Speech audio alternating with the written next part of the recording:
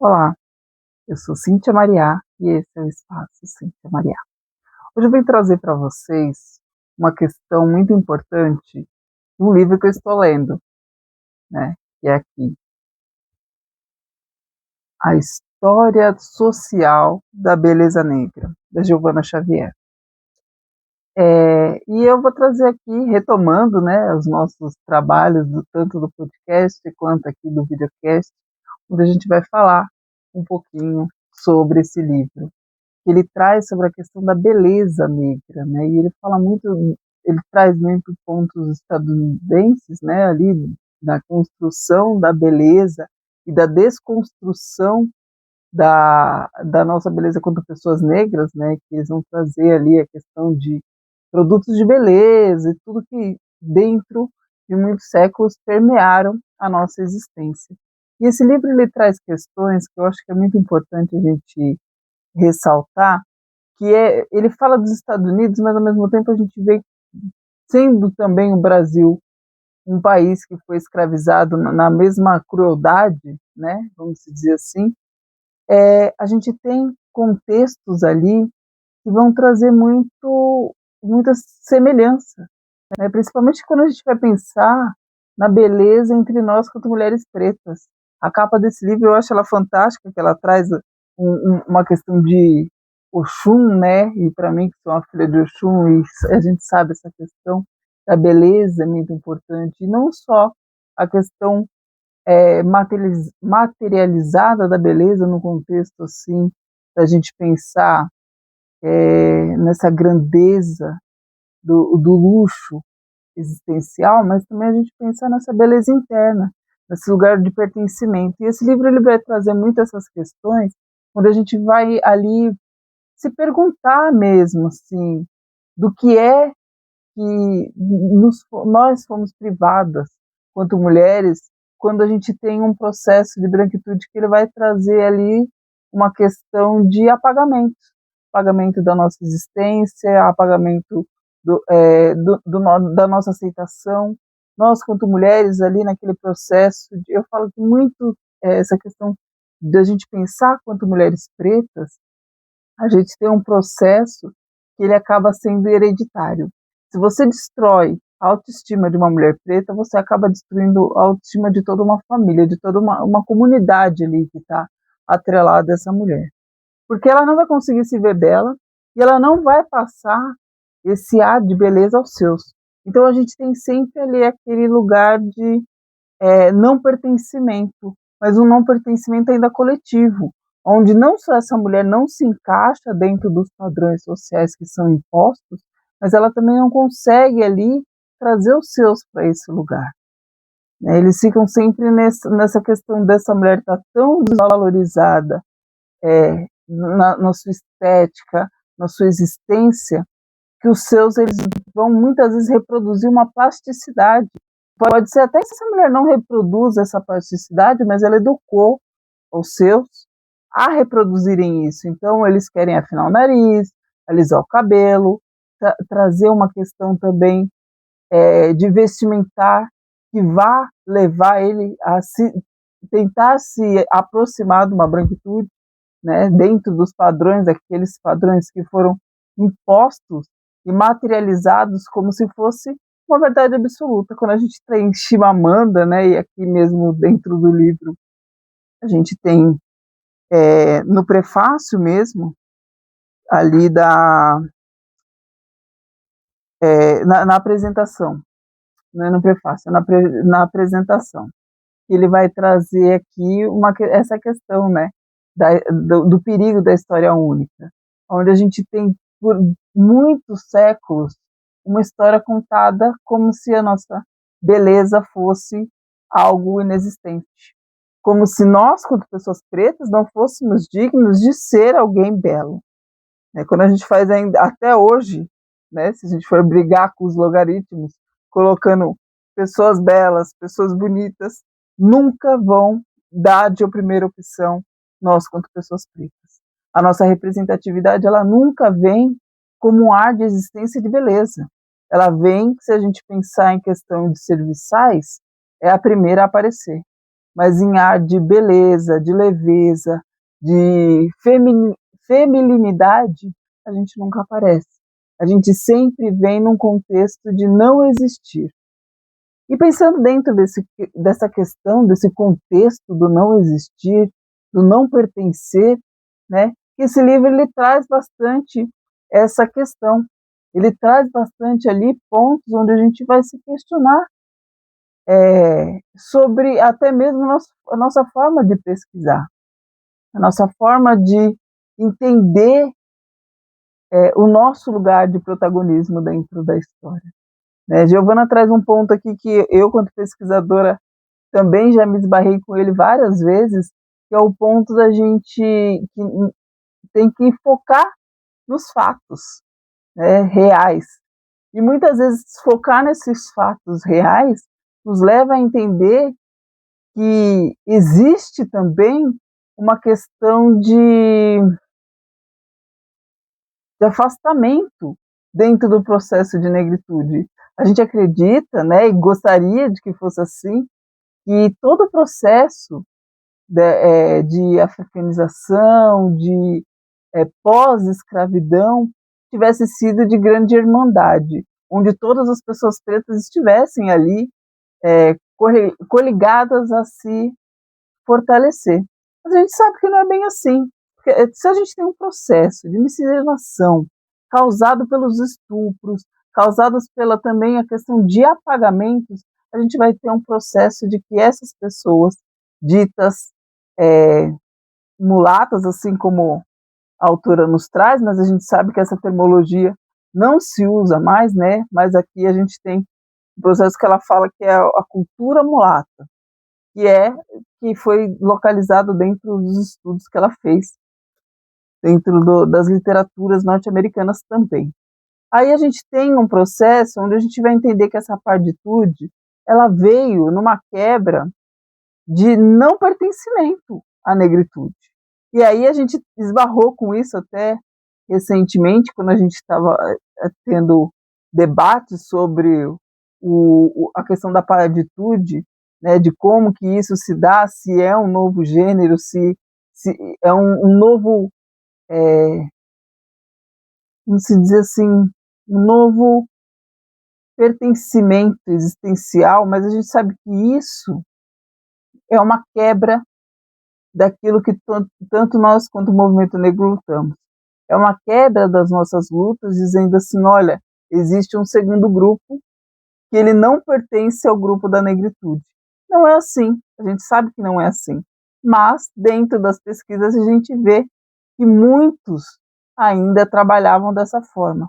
Quando ela traz leituras ali de imprensa preta, ela viu muito disso, sobre uma questão de pretos mais claros, trazendo ali o seu ponto de destaque, trazendo suas fotografias, trazendo sempre ali o seu corpo mais presente do que um corpo retinto.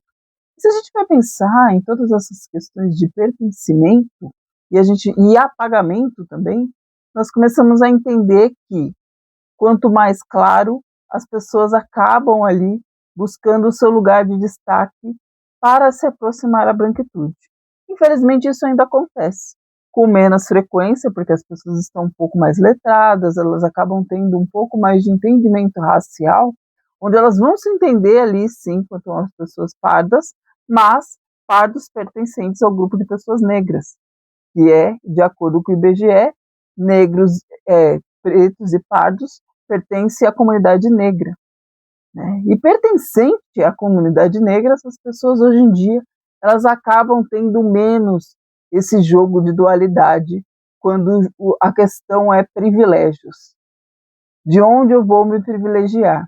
Eu, quanto uma pessoa clara, então eu vou para um lado mais favorecido para a branquitude e vou deixar o meu irmão mais retinto de lado. Eu, quanto uma pessoa mais retinta, vou sempre estar excluído de tudo, porque é assim que eles nos julgam pelo tom da pele. A questão do colorismo, ela vai trazer aqui nesse livro também, pontuando muitas questões, né, de onde esses estudos se levaram. Ela traz essa questão desde 2009, desse colorismo entendendo ele lá nas pesquisas dos Estados Unidos, mas ela traz isso pensando em Brasil também. Como que esse processo de colorismo se dá quando a gente pensa em beleza? Quando a gente pensa em traços cada vez menos negroides, mais belo para a branquitude é. Quantas vezes você já não ouviu alguém falar assim, mas você não é tão preto assim, ou você é um preto de traços finos? Todas as questões as pessoas trazem como se fosse um elogio, mas muitas das vezes ela nos fere. Porque nós não temos problema em ser uma pessoa preta, com o nariz largo, com os lábios mais grossos, porque isso faz parte da nossa existência. Isso faz parte do nosso processo de fenótipos. E a gente não pode querer mudar isso só para agradar aos olhos daquele que não nos vê com beleza. E não nos vê com beleza, muitas vezes é uma questão do racismo velado. Um racismo que está enraizado na sociedade pela sua forma estrutural, pela sua forma estética. Então a gente não pode normatizar algumas falas e alguns pensamentos dentro do nosso dia a dia. Trazer esse livro aqui para mim, dentro do meu processo de pesquisa, ele coloca também em jogo a questão de como eu vou olhar para outras estéticas, não só a minha quanto uma pessoa negra, mas também outras estéticas que estão marginalizadas e excluídas dentro do processo de embelezamento. A gente tem ali, em alguns lugares, Salvador mesmo ainda tem um grande concurso de beleza que traz ali no Ilê a beleza negra da mulher, mas em quantos outros países isso é apagado? Quantas outras cidades também isso é apagado? Eu sou filha de uma bonequinha do café. Minha mãe ganhou o troféu de bonequinha do café em 1975. E aí era um grande concurso de beleza negra que existia em São Paulo. E aí isso, para mim, sempre repercutiu dentro da minha existência. A gente sempre trouxe essa questão de beleza, de bem-estar, de cuidado, né, com muita maestria. Mas a gente sabe que nem todo mundo é criado dentro desse laço, dentro desse universo de contemplar a nossa beleza e a nossa existência. Então, trazer isso aqui, a gente colocar isso em debate também. Como é que a gente vai fazer para que outros e outras tenham essa existência enaltecida pelo seu modo de ser, seu modo de existir, né? Contemplado ali com o seu cabelo, né? E sem ter aquela questão de buscar o cacho perfeito, de buscar a estrutura perfeita, que é o que vai nos padronizando cada vez mais. Eles dizem que ser preto está na moda, só que é o preto que eles desejam. É a estrutura preta que eles rotularam.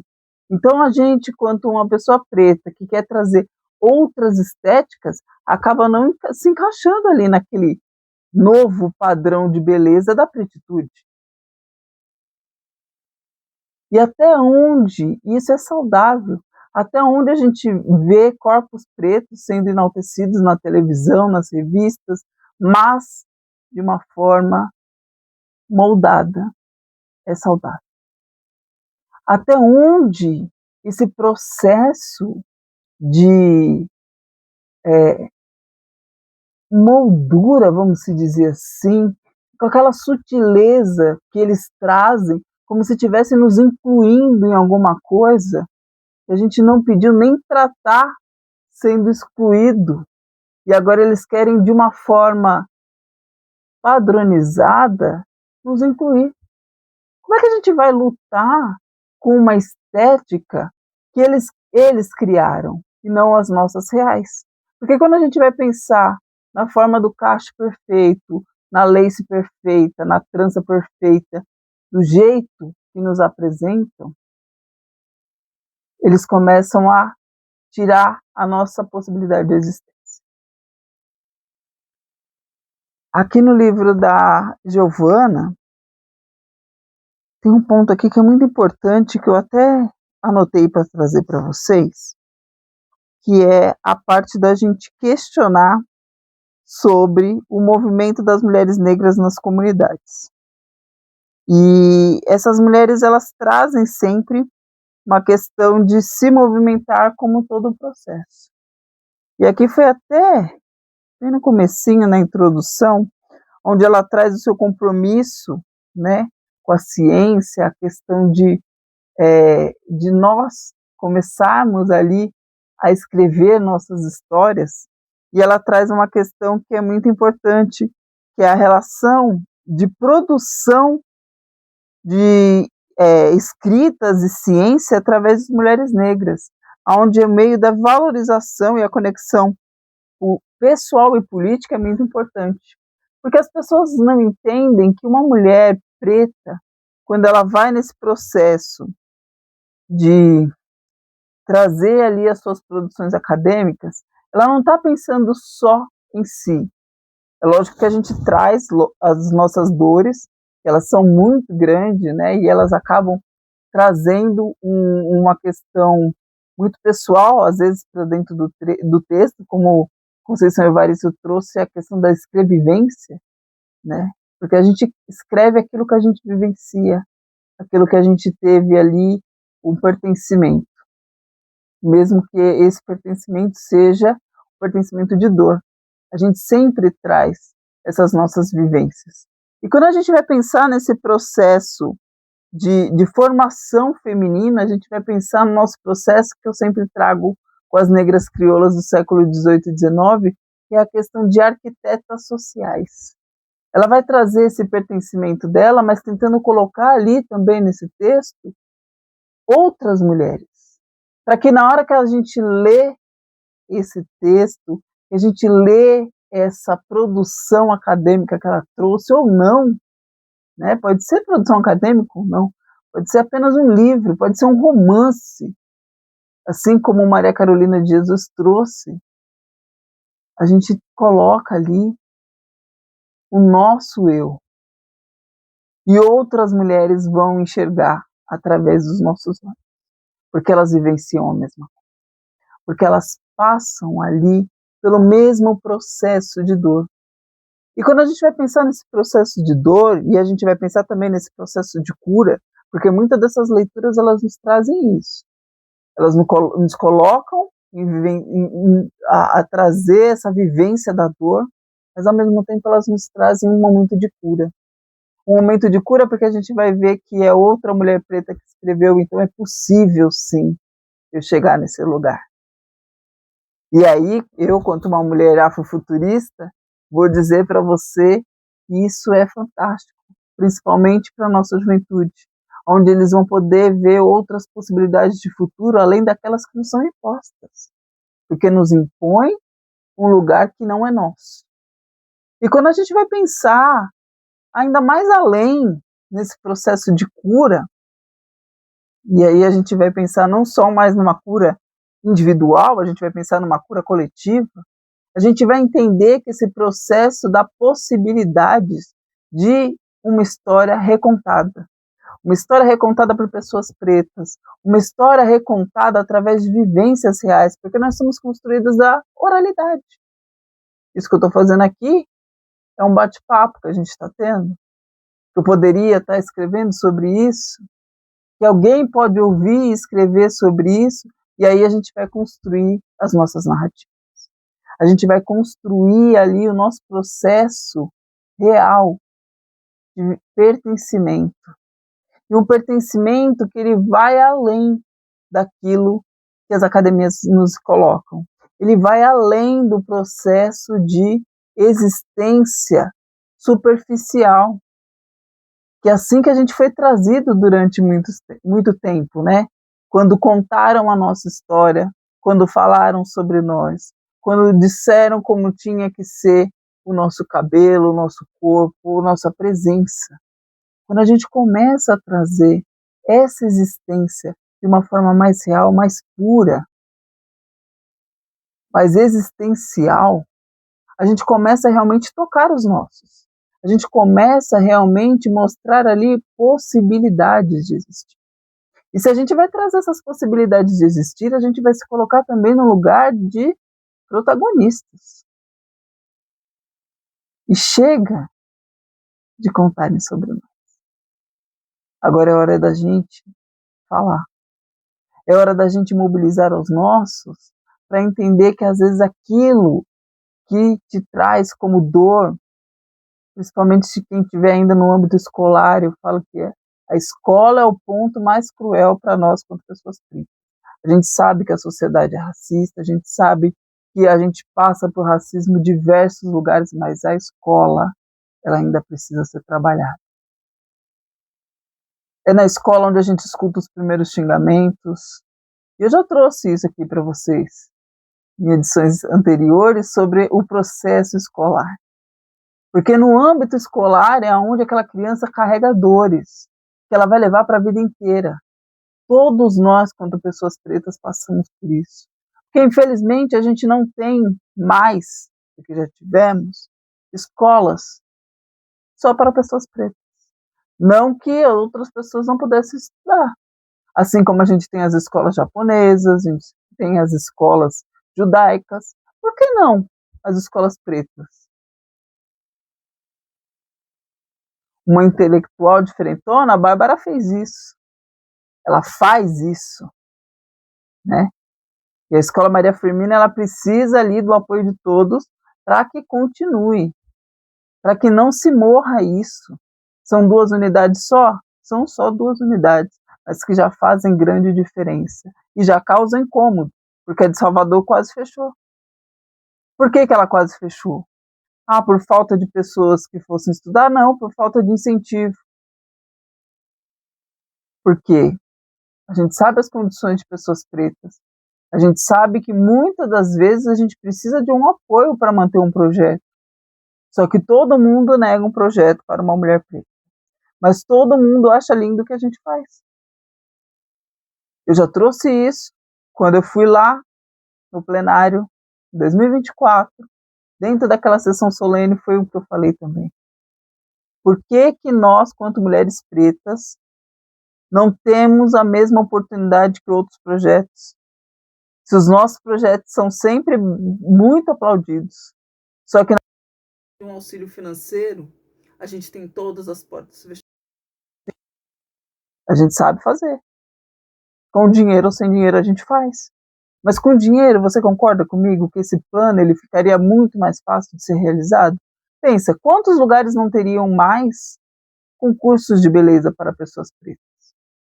O ILE faz isso há muitos anos, mas outros lugares poderiam fazer. A bonequinha do café poderia existir ainda hoje, com a mesma plenitude que teve tempos atrás.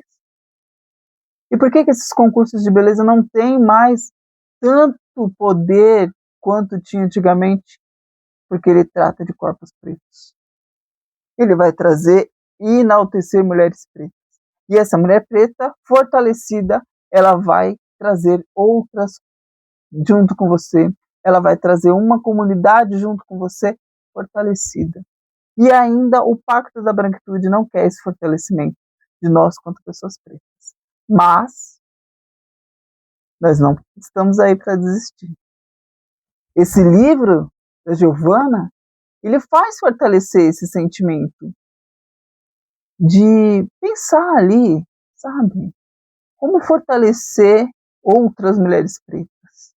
Como é que a gente vai trazer todo esse empoderamento para essas mulheres através de um contexto que elas se sintam empoderadas não só na sua estética, né, para mostrar que ela é poderosa, mas para mostrar que ela também tem outras condições. Ela pode ser uma líder de trabalho, uma líder comunitária, ela pode liderar ali na sua casa.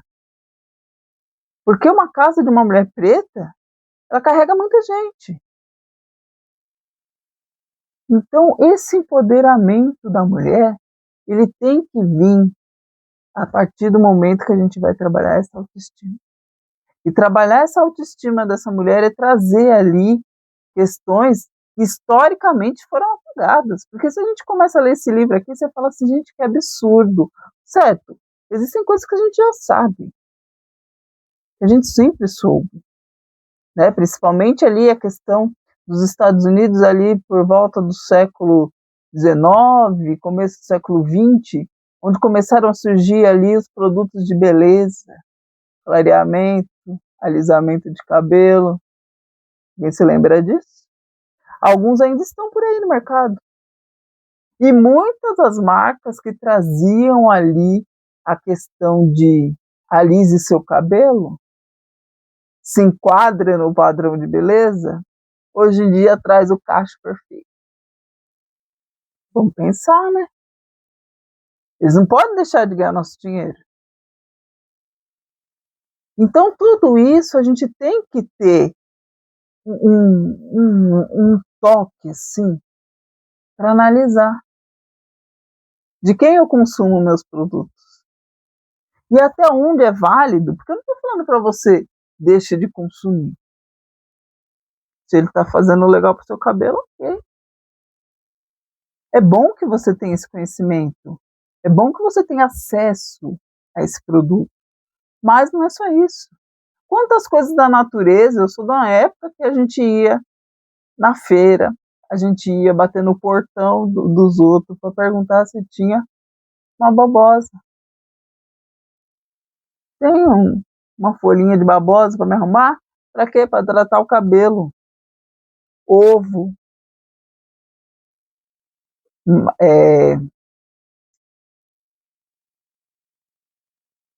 maionese, várias coisas que a gente ia usando assim, natural.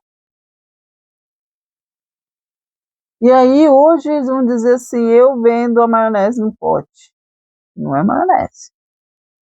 Só leva um nome escrito, maionese. Eu trago aloe vera, porque agora não é mais babosa. Babosa a gente pedia para a vizinha, comprava na feira. Agora é aloe vera, mas é babosa. Então tudo isso eles foram criando um processo de nos padronizar, de ainda trabalhar qual é o acesso da beleza.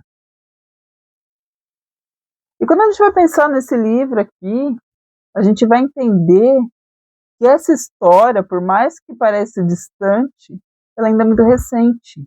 Esse processo de trazer a beleza perfeita, ou melhor, trazer o contexto que eles querem ver, ainda é muito existencial.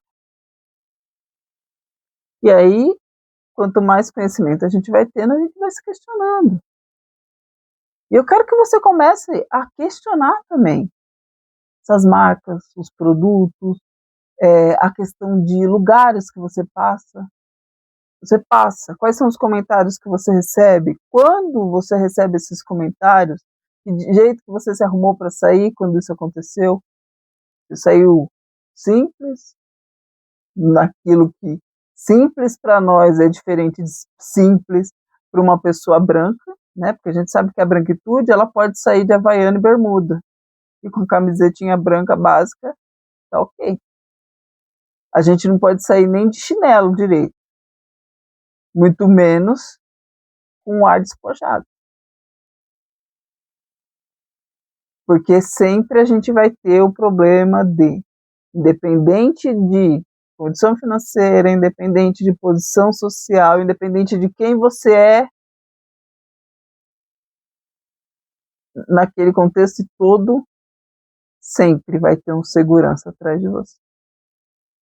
Sempre vão vir atrás de nós, como se estivéssemos prontos para cometer algum delito. O delito que eu queria cometer era dar minha cesta, e ainda isso daí a gente vai ver um dia na vida, de repente, enquanto eles não pararem de fazer isso contra nós, dar minha cesta e falar assim, segura para mim, por favor, porque eu estou cansada de carregar peso. Já que você veio atrás de mim, me ajuda, né? A gente pensar umas coisas assim, a gente pensa e a gente fala assim, ai, se a gente faz, a gente é a preta raivosa. Mas a gente tem que aprender a dar aquele tapa de pelica Uma aluna trouxe uma coisa para mim esses dias, e aí eu vou até compartilhar com vocês, que é a questão do constrangimento pedagógico. Constrangimento pedagógico é quando a gente faz essa ação contrária. Já que tentaram me constranger, eu retruco, eu dou o troco em cima disso. Mas isso é um papo para um outro encontro nosso. Hoje a gente está falando de beleza, do quanto nós somos belos e belas e belas. Assim como a gente vai falar também de um processo de laces. Quantos de nós não se escondemos atrás de uma peruca? A lace, ela entrou, a lace, a trança, numa questão de esconder nossos cabelos. Vocês já pararam para pensar sobre isso? O quanto que a gente entra numa lógica, eles vão nos empurrando num processo de assim, olha, tenham tantas perucas, porque você tendo tantas laces, você vai alcançar um universo imenso. Mas, na verdade, você vai esconder o seu cabelo, porque seu cabelo do jeito que tá, não tá legal, né? É isso que eles começam a colocar na nossa cabeça. Ai, faz trança. Porque esse cabelinho aí, você vai ficar com a carinha. Carinha do quê? A minha cara. Vou ficar o quê? Vou ficar eu. E é isso que a gente tem que se empoderar. Usar a lace, ok. Mas quando você resolver mudar a sua aparência. Quando você fala assim, ai, cansei desse cabelo, abro o armário de perucas e coloco quantas eu quiser. Mas não porque me impuseram que o meu cabelo não é legal. Enquanto essa imposição, esse imperialismo sobre a nossa beleza perpetuar, o capitalismo está ganhando com isso. Porque eles vão querer cada vez mais nos maquiar. Eles vão querer cada vez mais tampar a nossa possibilidade de existência. Quando eles rotulam o que é belo, o que não é, como é belo e como não é, eles estão ali também trazendo produtos. Vocês já pararam para perceber? Toda vez que sai um lance novo no cabelo de uma mulher preta, vem produtos. Toda vez que vem uma questão de maquiagem, vem o quê? Produtos. Ninguém fala assim para você, olha, só trança seu cabelo com o próprio cabelo, que ele vai ficar lindo. Isso a gente escuta dentro de casa, com as nossas avós, com as nossas mães. Mas quando ela está com a sua autoestima trabalhada, quando ela está empoderada ali, quando ela vem com esse processo de educação estética muito bem definido. Eu passei isso para minha filha, recebi isso da minha mãe, recebi isso da minha avó, apesar que até um determinado momento eu ainda passei pelo processo de você não vai alisar seu cabelo não? Quando a gente resolve ir contra o sistema. Depois de um tempo dentro desse processo de não alisar mais meu cabelo, de fazer outras estéticas, de criar a minha personalidade através disso, outras vieram junto. E dentre essas outras, uma delas é minha mãe. Ela deixou de alisar o cabelo, ela deixou de pintar o cabelo, e ela se assumiu com as suas estéticas. E a partir do momento que ela fez isso, ela também trouxe um empoderamento junto dessa construção. Onde ela começou a receber elogios por quem ela era. E esse processo de se elogiar, de elogiar outras mulheres pretas, outras pessoas pretas, é importantíssimo para o fortalecimento dessa autoestima. Mas essa autoestima ela tem que vir de dentro para fora. Ela não tem que vir como uma estética banal.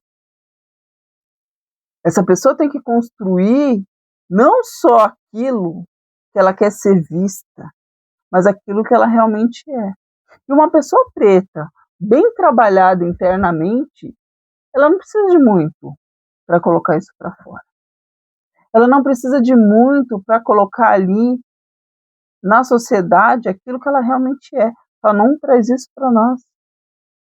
Eu estou com um curso de moda e filosofia, onde eu trago muitos esses pensamentos de Fanon, né? Eu vou trazer a Giovanna também, entre outros, nessa questão de construção estética, nessa questão da gente pensar o nosso empoderamento de dentro para fora.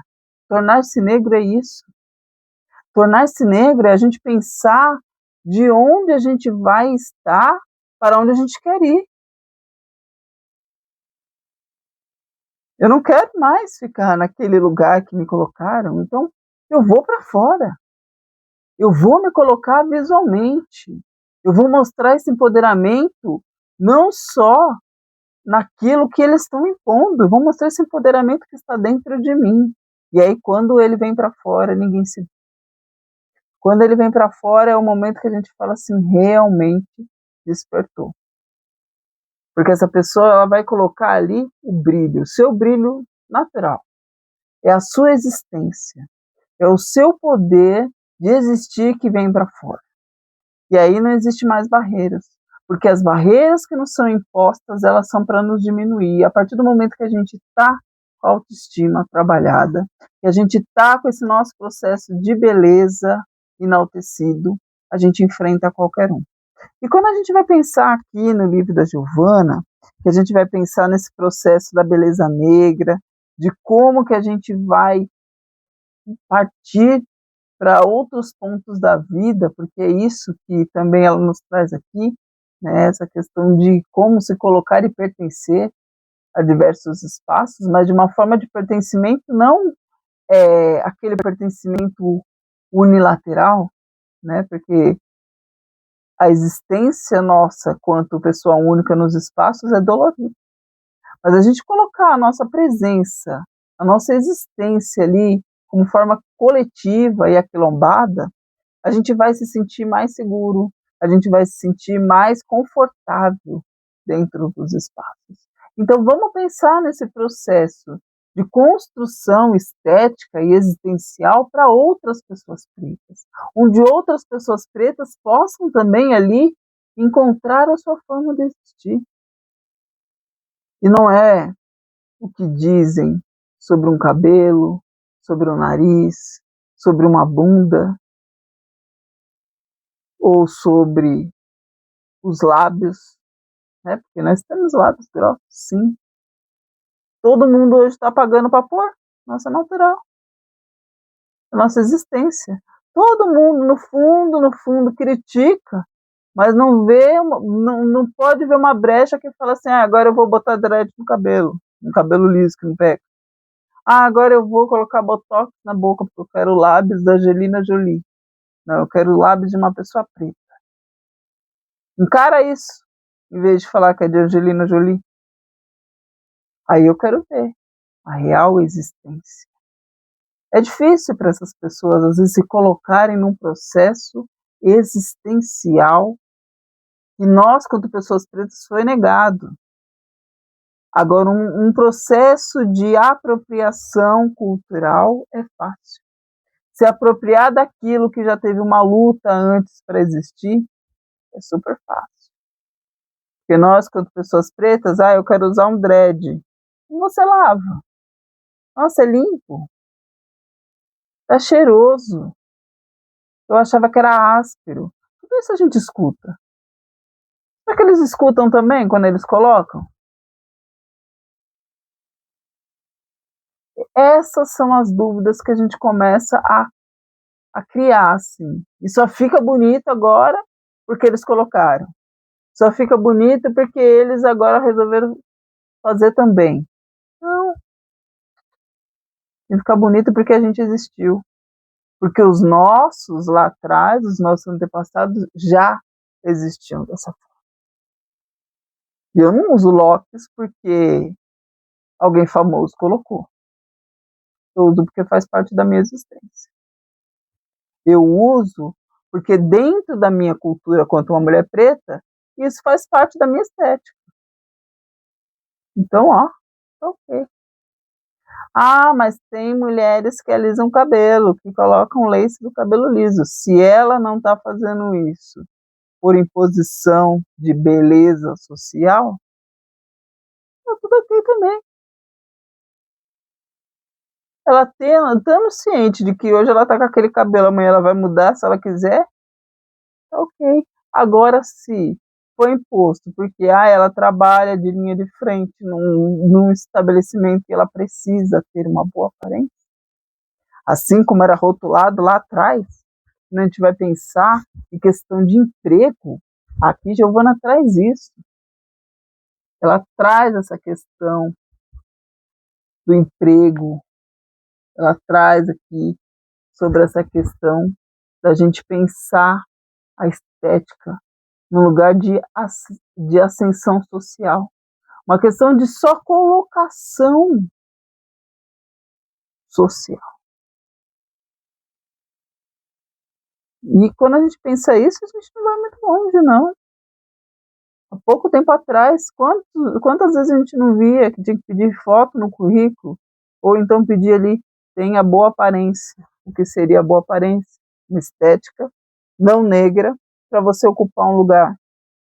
Recepcionista nem pensar, porque você vai ficar linha de frente e vai trabalhar com o público. Secretária, então, piorou. Já colocava lá, você tem que ser bilingue, trilingue, poliglota e o que mais tiver aparecido por aí, porque quanto mais coisa eu colocar, menos será a chance de uma pessoa preta aparecer. Porque a gente sabe quais são as condições de estudo que nos dão, a gente sabe qual foi a condição social que colocaram nós como pessoas pretas. Existiram leis de proibições. Leis que proibiam a gente estudar, leis que proibiam a gente circular, leis que proibiam a gente de ter terras. O que mais?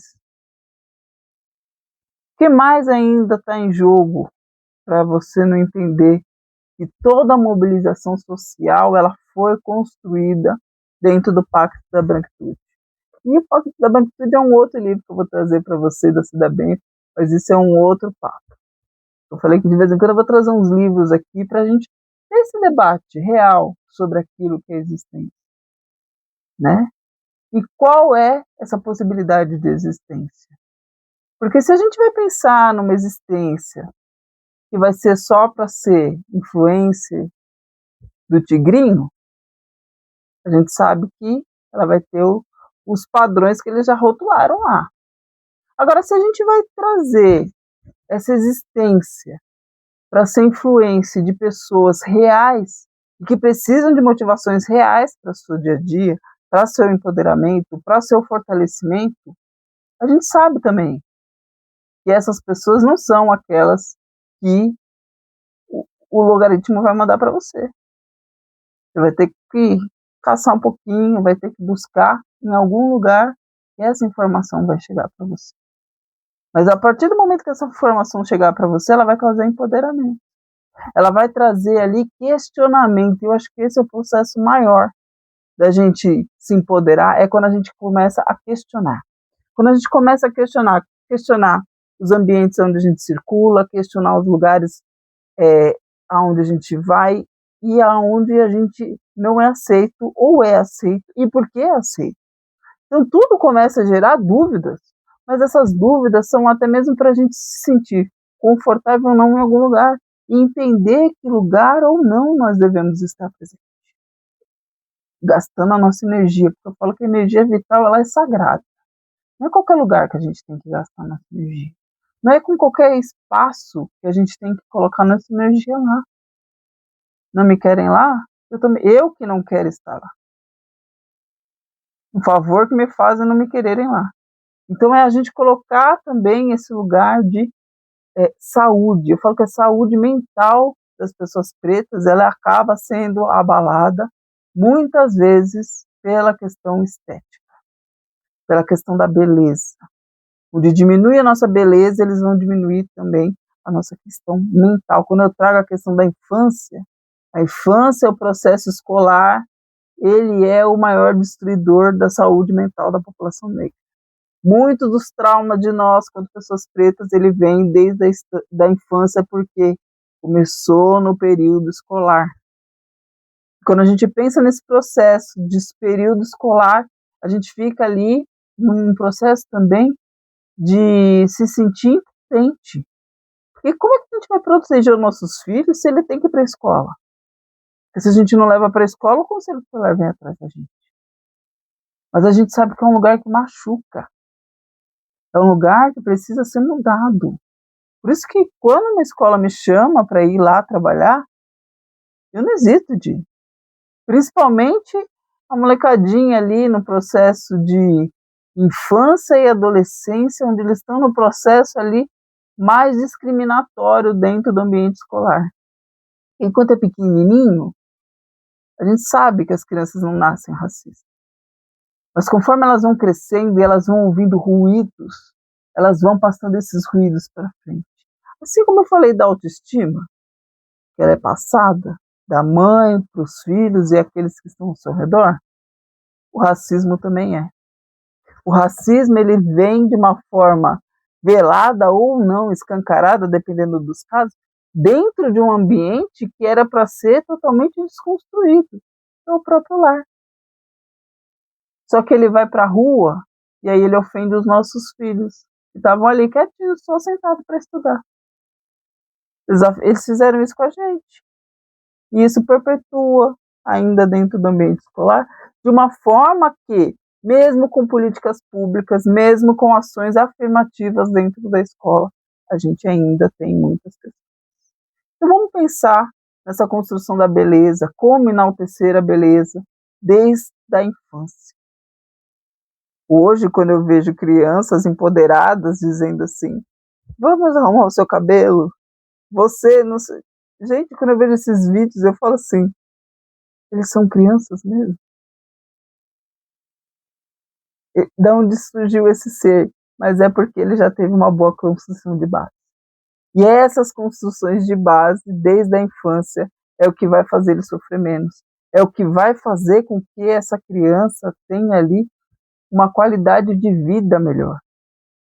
Uma questão mental em relação a todos os preconceitos que ela vem enfrentando desde esse período, que vai levar ela a ter uma força para quando ela chegar ali no seu processo acadêmico, e ela não vai ser mais uma questão de preto único dentro dos ambientes universitários, graças a Deus, e muitas outras possibilidades dos nossos ancestrais de que elas hoje podem estudar.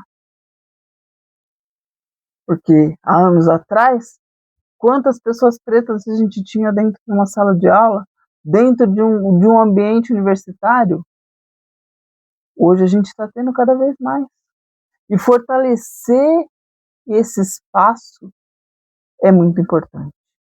Quando a gente fortalece pesquisas como essa daqui, da Giovana Xavier, a gente vai trazer também ali uma questão de pensar o grau que é importante mulheres pretas e pessoas pretas estarem escrevendo sobre a nossa história. É a gente pensar que ler um livro desse, não só como fonte de pesquisa e acadêmica, é importante. É importante para fortalecer os pesquisadores pretos, é importante para se fortalecer quanto uma pessoa preta, porque você está lendo ali a escrevivência de alguém que já passou pelo aquilo que de repente você está passando.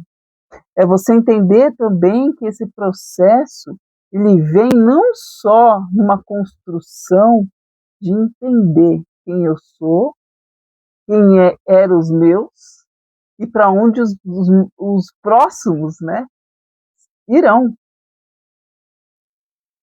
Porque é esse processo. A gente não pode esquecer quem veio antes de nós. A gente não pode se esquecer, vivendo agora aqui no presente, agora nesse momento, mas a gente não pode esquecer também daqueles que virão depois de nós.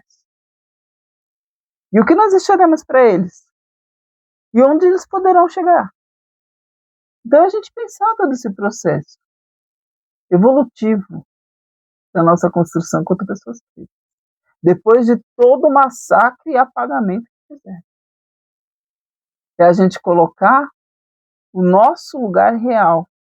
Eu falo que a gente vem da realeza, não pode tirar isso de nós. E quando a gente pensa nesse processo de beleza, de grandeza, assim, de entendimento sobre nós, é nos colocar nesse espaço que nos tiraram. É nos colocar de volta na nossa realeza. Mesmo fora de África, nós estamos de volta. E acho que esse é o processo que a gente tem que enaltecer e trazer para os nossos. Bom, encerramos por aqui mais um Espaço Cíntia Mariá.